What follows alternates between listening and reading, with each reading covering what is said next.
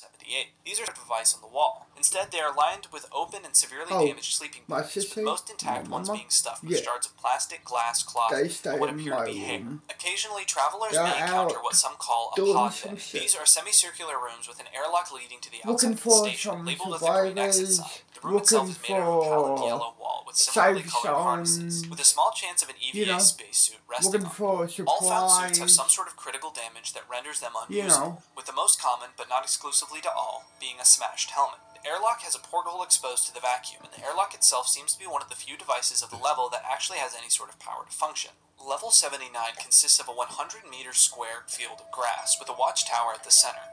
When looking at the building from the outside, it has 2 floors and is a few meters off the ground. There are a set of stairs at the side that can be used to get to the tower itself.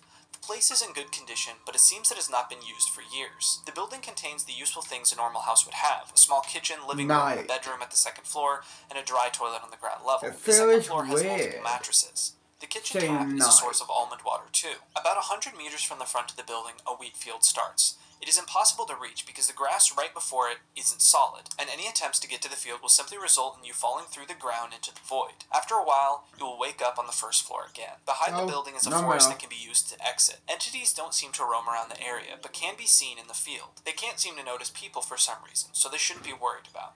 They seem to be the same entities in level 10. It's still advised to stay inside. Level 80 is an endless 2-lane highway, which stretches in both directions and loops back in on itself after a certain amount of time. The furthest the highway has looped is recorded at 13.3 kilometers. Further is possible, but unlikely. The highway is located in a cold desert basin.